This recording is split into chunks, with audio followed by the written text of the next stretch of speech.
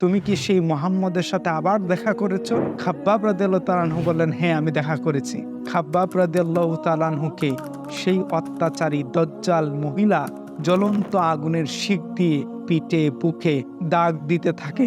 উনি সহ্য করতে না পেরে মাটিতে লুটিয়ে পড়েন। যেই শিক দিয়ে খাব্বাব রাদিয়াল্লাহু তাআলা আনহুকে আঘাত করা হয়েছে, আল্লাহর কুদরতি ব্যবস্থাপনায় সেটি আবার পালাবদল হয়ে ওনার কাছে এসেছে।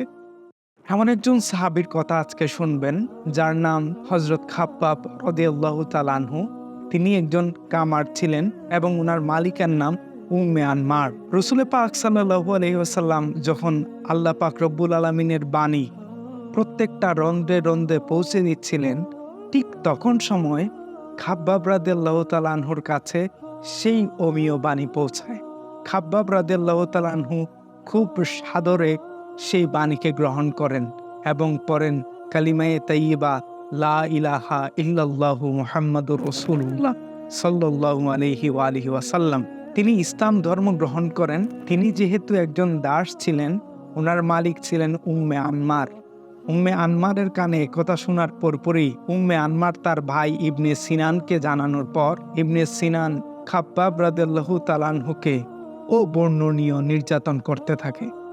যখন ইবনে সিনান প্রশ্ন করে, তুমি কেন আমাদের বাপ দাদার ধর্ম ছেড়ে মুহাম্মদের ধর্ম গ্রহণ করেছ?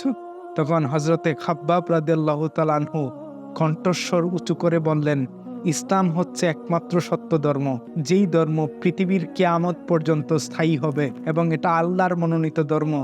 যে ধর্মে আল্লাহ এবং তার রসুলের মৌলিকত্ব পাওয়া যায়, আল্লাহর অস্তিত্ব খুঁজে পাওয়া যায়, যে আল্লাহ আপনি এবং আমাকে সবাইকে সৃষ্টি করেছেন।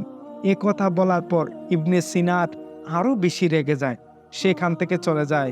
রাসূল পাক সাল্লাল্লাহু আলাইহি সাল্লাম খাব্বাব রাদিয়াল্লাহু তাআলা আনহুর প্রতি এই অত্যাচারের কথা শুনতে পান এবং তিনি খাব্বাব রাদিয়াল্লাহু তাআলা আনহুকে সান্ত্বনা দেবার জন্য ওনার পাশে যান।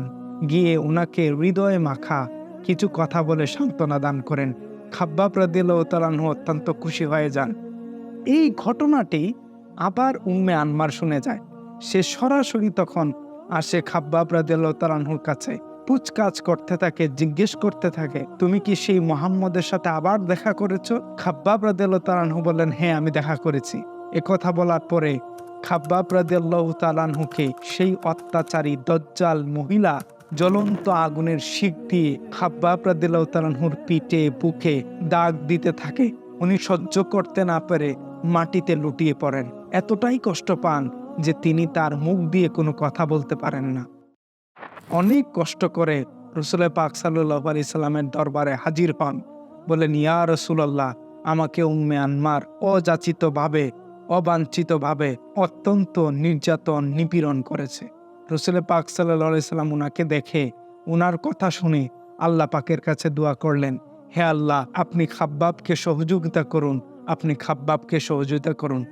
রাসূল পাক সাল্লাল্লাহু আলাইহি সাল্লামার এই দোয়া আরশে মুআল্লায় কবুল হয়ে উলট পালট হতে থাকে। আরশ আজিম কাঁপতে থাকে। সাথে সাথে আল্লাহ পাকের গজব উম্মে আনমারের কাছে চলে আসে। উম্মে আনমারের প্রচণ্ড মাথা ব্যথা হয়। এত বেশি মাথা ব্যথা হয় যে মাথা ব্যথা আশেপাশের কোনো কবিরাজ ভালো করতে পারেনি। শেষে একজন কবিরাজ আসেন এবং তিনি বলেন যে উম্মে আনমারের এই মাথা ব্যথা ভালো হতে পারে, তবে একটি মাত্র উপায় আছে। সবাই অধীর আগ্রহে শুনতে চাইলেন, কি সেই উপায়? তিনি বললেন, উপায়টি অত্যন্ত কঠিন, তবে যদি করা যায় তিনি ভালো হতে পারেন, আবার নাও হতে পারেন। কি সেই উপায়? সেই বয়োবৃদ্ধ কবিরাজ বললেন, যদি আগুনের জ্বলন্ত শিখা উম্মে আনমারের কপালে দেয়া যায় তাহলে তিনি ভালো হবার সম্ভাবনা আছে। যেই কথা সেই কাজ। সবাই চিন্তা করতে লাগলেন যে উম্মে আনমারের কপালে শিকের ছেদ দিবেন, শিকের দাগ দেওয়া হবে, কিন্তু কে করবে সেই কাজ? ইবনে সিনান বলল, আমাদের কামার আছে, আমাদের দাস খাব্বাব আছে, খাব্বাবকে ডাক দেওয়া হলো। আল্লাহর কি পালাবদলের কি জায়গা! এই দুনিয়াতে আপনি যদি কাউকে কষ্ট দেন, সেটাও আল্লাহর দয়ায়, আল্লাহর অনুগ্রহে সেটা আপনার কাছে আবার ফিরে আসবে। খাব্বাব রাদিয়াল্লাহু তাআলা আনহুর কাছে সেই সুযোগটি ফিরে আসলো। যেই শিখ দিয়ে খাব্বাব রাদিয়াল্লাহু তাআলা আনহুকে আঘাত করা হয়েছে আল্লাহর কুদরতি ব্যবস্থাপনায়, সেটি আবার পালাবদল হয়ে ওনার কাছে এসেছে। খাব্বাব রাদিয়াল্লাহু তাআলা আনহু জ্বলন্ত আগুনের শিখ নিলেন, শিখ নিয়ে উম্মে আনমারের কপালে দাগ দিলেন। সে যন্ত্রণায় ছটফট ছটফট ছটফট করতে লাগলো। সবাই বুঝলো খাব্বাব রাদিয়াল্লাহু তাআলা আনহুর ইমানের পাওয়ার, সবাই বুঝলো আল্লাহ পাকের মেহেরবানি, আল্লাহ পাকের কুদরতি পয়গাম। শুধু কাফেররা, মুনাফিকরা তাদের কর্ণকুহরে সেই ইমানি পয়গামকে প্রবেশ করাতে পারল না। আশা করি সবাই এই ঘটনাটি শুনে ইমানের জায়গাকে মজবুত করতে পেরেছেন। তাহলে পালাবদল অবশ্যই হবে, শুধু সময়ের অপেক্ষা মাত্র।